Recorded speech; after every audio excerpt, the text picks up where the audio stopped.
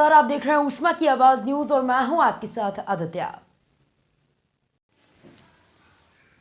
अशोकनगर शिवपुरी गुना के क्षेत्रीय सांसद ने 17वीं लोकसभा के बजट सत्र के पहले दिन गुना संसदीय क्षेत्र से सांसद डॉक्टर केपी यादव ने संसदीय क्षेत्र में पैदा होने वाली औषधि के संरक्षण व संवर्धन की दिशा के प्रयास हेतु Ayush research and development centre शुरू करने की बात रखी। वैसे तो लोकसभा के प्रत्येक सत्र में सांसद डॉक्टर केपी यादव द्वारा अपने क्षेत्र में हर छोटे बड़े मुद्दे को रखते हुए हमने देखा है। ये मोदी सरकार का अंतिम बजट सत्र है जिसमें गुना लोकसभा संसदीय क्षेत्र का प्रतिनिधित्व करते हुए सांसद डॉक्टर केपी यादव ने क्षेत्र की मांग को उठाते हुए आयुष रिसर्च एवं डेवलपमेंट सेंटर स्थापित करने के विषय में सरकार से प्रश्न पूछा। सांसद डॉक्टर केपी यादव ने प्रश्नकाल के दौरान अपनी बात रखते हुए बजट को लेकर प्रधानमंत्री नरेंद्र मोदी तथा वित्त मंत्री निर्मला सीतारमण का आभार व्यक्त करते हुए कहा कि मैं सबसे पहले हमारे यशस्वी प्रधानमंत्री नरेंद्र मोदी जी और हमारी वित्त मंत्री श्रीमती निर्मला सीतारमण जी को बधाई देता हूं कि उन्होंने एक सर्वसमावेशी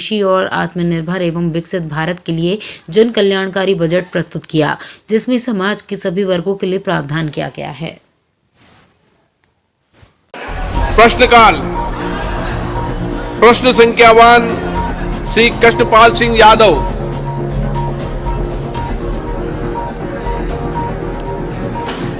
प्रश्न संख्या 1। माननीय मंत्री जी। Statement is laid on the table. धन्यवाद अध्यक्ष महोदय, आपने मुझे पूरक प्रश्न पूछने की अनुमति दी। मैं सबसे पहले हमारे यशस्वी प्रधानमंत्री श्री नरेंद्र मोदी जी और हमारी वित्त मंत्री श्रीमती निर्मला सीतारमण जी को बधाई देता हूं, जिन्होंने एक सर्वसमावेशी और आत्मनिर्भर एवं विकसित भारत के लिए जन कल्याणकारी बजट प्रस्तुत किया है जिसमें समाज के सभी वर्गों के लिए प्रावधान किया गया है। साथ ही आयुष मंत्रालय का बजट भी 3700 करोड़ कर दिया है जो 2014 में सिर्फ 691 करोड़ था और प्रधानमंत्री जी के नेतृत्व में आयुष प्रणाली को पूरे विश्व में प्रसिद्धि मिल रही है।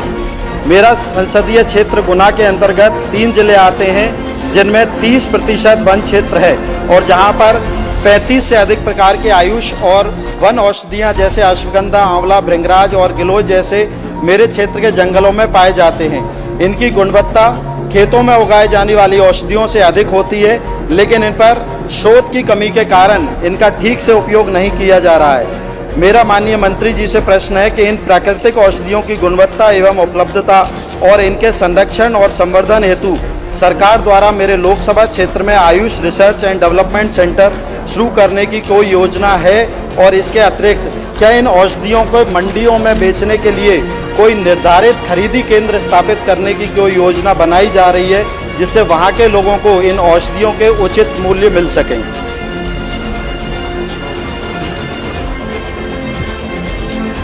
आदरणीय अध्यक्ष महोदय, आज हमारे साथी सांसद डॉक्टर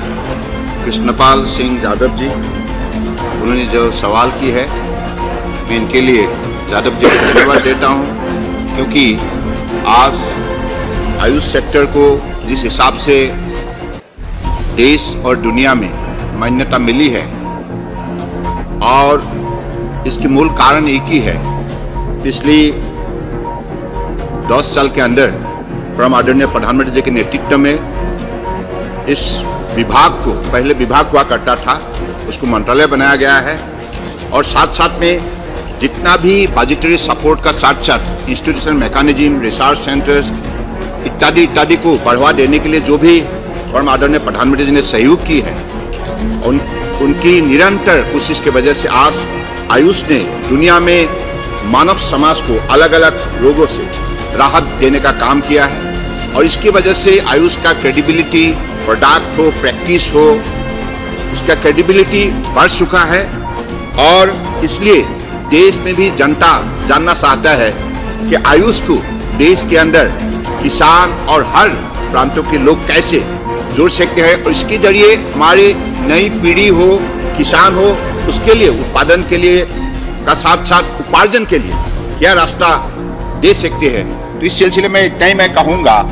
कि हमारा नेशनल मेडिसिनल प्लांट बोर्ड जो है, इस प्लांट बोर्ड के जरिए हम स्टेट मेडिसिनल प्लांट बोर्ड को हम सहयोग करते हैं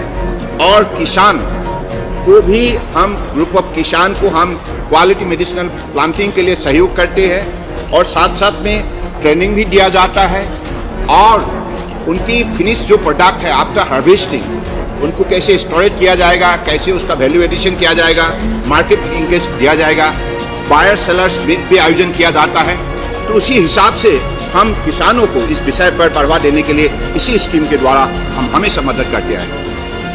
सप्लीमेंट्री। धन्यवाद अध्यक्ष महोदय। माननीय आयुष प्रणाली को बेहतर प्रकार के लिए अच्छे आयुष डॉक्टरों की उपलब्धता अत्यंत आवश्यक है और राष्ट्रीय आयुष मिशन के अंतर्गत इसके लिए प्रावधान भी है, लेकिन आज भी बहुत सारे प्राथमिक स्वास्थ्य केंद्रों पर आयुष डॉक्टरों की नियुक्ति नहीं हो रही है। मेरा माननीय मंत्री जी से प्रश्न है, क्या सरकार Ayushman Bharat health and wellness centres पर आयुष डॉक्टरों की नियुक्ति करने के लिए कोई विशेष अभियान शुरू करने पर विचार कर रही है? साथ ही आयुष प्रणाली की चिकित्सा शिक्षा बेहतर बनाने के लिए जिस प्रकार से दिल्ली में all India institute of Ayurveda खोला गया है, उसी तर्ज पर अन्य प्रदेशों में या देश की हृदय स्थली मेरा मध्य प्रदेश में भी all India institute of Ayurveda खोलने पर कोई विचार है? हमारे जो हेल्थ वेलनेस सेंटर, इस पर अगर नया कोई व्यवस्था जोड़ना हो तो स्टेट गवर्नमेंट की तरफ से अगर प्रस्ताव आए, स्टेट एनुअल एक्शन प्लान के जरिए अगर प्रस्ताव भेजे तो निश्चित रूप से मंत्रालय इस विषय को विचार करेगा।